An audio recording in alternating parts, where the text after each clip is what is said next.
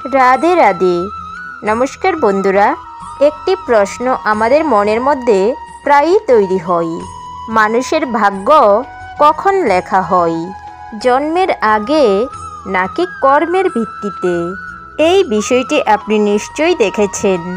যে কোনো একটি শিশু যখন সোনার চামচ মুখে নিয়ে জন্মগ্রহণ করছে, অর্থাৎ ধনী পরিবারে জন্মগ্রহণ করছে, ঠিক সেই সময় কোনো একজন শিশু অত্যন্ত একটি গরিব পরিবারে জন্মগ্রহণ করছে।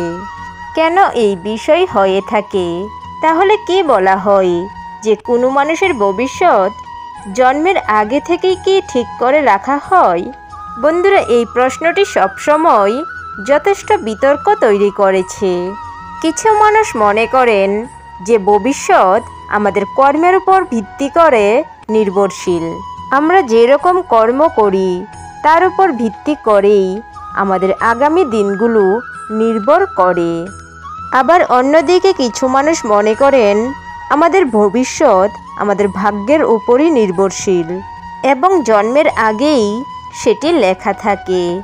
কোনটি আসল, কোনটি ঠিক, কি বলছে আমাদের শাস্ত্র? আজকে এই বিষয়েই এই ভিডিওতে আমি আপনাদের সামনে আলোচনা করব। আশা করছি বন্ধুরা এই ভিডিওটি আপনাদেরকে সমৃদ্ধ করবে। নমস্কার বন্ধুরা, ইন্সপায়ার্ড কৃষ্ণকথা চ্যানেলে আমি পূর্বা আপনাদের সবাইকে স্বাগত জানাই। বন্ধুরা, এই বিষয়টা আপনি নিশ্চয়ই জানেন যে ভগবান শ্রীকৃষ্ণের জন্মের আগেই আকাশবাণী হয়েছিল যে দেবকীর অষ্টম পুত্র কংসের বধ করবে। তখন কংস ভাবল, অষ্টম পুত্র যেহেতু আমাকে বধ করবে, তাই আমি তাকে জন্মের সাথে সাথেই হত্যা করব। আর এই চিন্তাভাবনার সাথে কংস দেবকীর সমস্ত পুত্রদের জন্মের সাথে সাথে তাদেরকে হত্যা করতে থাকে। এইভাবে যখন দেবকীর অষ্টম সন্তান জন্ম নেওয়ার সময় হয়, তখন দেখা যায় যে সেই সন্তান শুধুমাত্র জন্মই নেয় না, বরং সে বড় হয়, শেষ পর্যন্ত কংসকে বধ করেন। আর সে আর কেউই নয়, আমাদের সকলের আরাধ্য ভগবান শ্রীকৃষ্ণ। সুতরাং এই বিষয়টি থেকে আমরা এই কথাটি পরিষ্কার বুঝতে পারলাম যে শাস্ত্রিক গ্রন্থ বই বলছে কংসের পরিণতি আগে থেকেই নিশ্চিত ছিল। তাই হাজার চেষ্টা করেও কংস তার নিয়তি এড়াতে পারেননি। কংসের কিভাবে, কবে, কার হাতে মৃত্যু হবে, এগুলি তার জন্মের পূর্বেই লেখা হয়েছিল।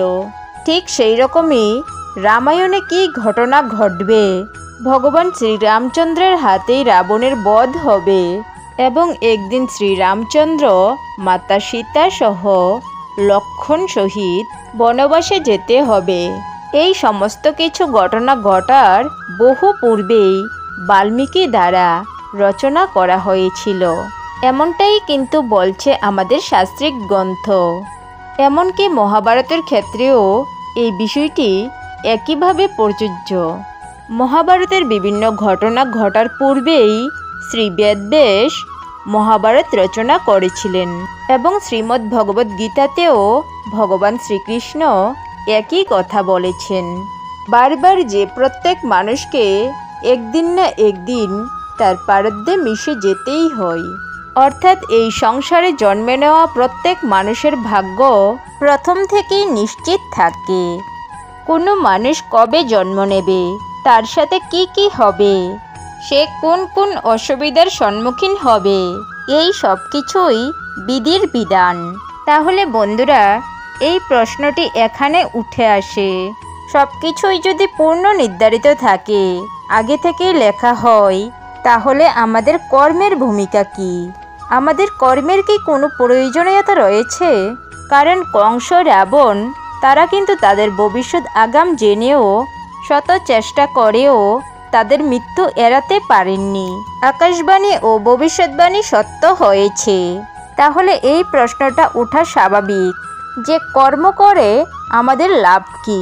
বন্ধুরা, এখানেই আমাদের ভগবান শ্রীকৃষ্ণের ভগবদ্গীতার কথাগুলো এর যথার্থ উত্তর ব্যক্ত করেছে।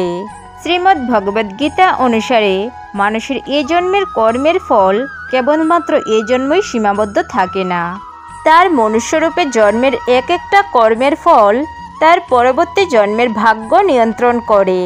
তার এ জন্মের কর্মের প্রকৃতি দেখে নির্ধারণ করা হয় সে পরের জন্মে গরিব ঘরে জন্মগ্রহণ করবে নাকি ধনী পরিবারে, স্ত্রী হয়ে জন্মগ্রহণ করবে নাকি পুরুষ হয়ে, এমনকি কোন দেশে সে জন্মগ্রহণ করবে এবং কেমনভাবে সে জন্মগ্রহণ করবে।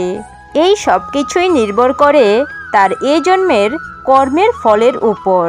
তাই মানুষ তার এই জন্মে করা কর্ম অনুযায়ী কর্মফল ভোগ করার পূর্বেই যদি তার মৃত্যু হয়, তাহলে তার এ জন্মের করা কর্মের ফল পরবর্তী জন্মে ভোগ করতে হয়। এই বিধির বিধানে কেউই বাদ যায় না, এমনকি মনুষ্যজনিতে জন্ম নেওয়া ভগবানও নয়।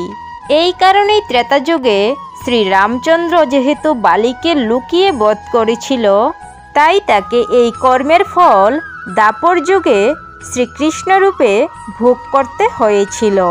শাস্ত্রীয় গ্রন্থ অনুসারে ত্রেতা যুগের বালি দ্বাপর যুগে জোড়া নামক বেদরূপে জন্মগ্রহণ করেন, যিনি ভগবান শ্রীকৃষ্ণের মৃত্যুর কারণ হয়েছিলেন।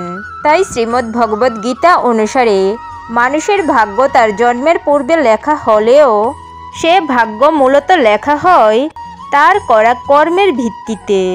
বন্ধুরা, এই সংসার একটি রঙ্গমঞ্চ, যার শুরু এবং শেষ স্বয়ং ভগবান। আমরা এই রঙ্গমঞ্চের একটি ছোট ছোট পাঠ, যাদের কোনো না কোনো উদ্দেশ্যে এই সংসারে পাঠানো হয়েছে, আর সেই উদ্দেশ্যকে খুঁজে পাওয়াই আমাদের প্রধান কাজ। আমাদের পূর্বজন্মের করা কর্মের ভিত্তিতে আমাদের এই জন্মের ভাগ্য যেমনই লেখা হয়ে থাকুক না কেন, আমাদের এই জন্মের কর্ম যেন সর্বদা ভালো হওয়া প্রয়োজন। কারণ এই জন্মের কর্ম কিন্তু আমাদের ভাগ্যে লেখা বিভিন্ন ঘটনার পরিবর্তন করতে পারে। তাই শুধুমাত্র ভাগ্যকে দোষারোপ না করে আমাদের কর্মের উপর জোর দেওয়া প্রয়োজন। আর কর্ম হতে হবে অবশ্যই সৎকর্ম।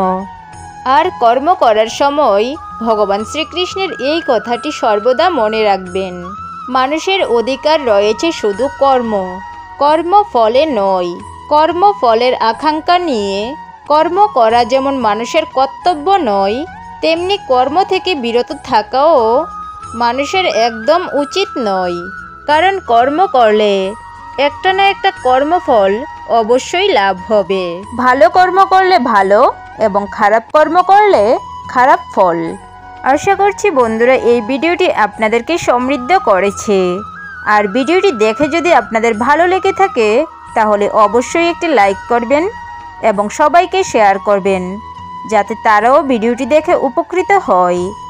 এবং কমেন্ট সেকশনে জয় শ্রীকৃষ্ণ লিখতে ভুলবেন না। দেখা হচ্ছে পরবর্তী আরও একটি ভিডিওতে। ততক্ষণ ভালো থাকবেন, সুস্থ থাকবেন। ধন্যবাদ।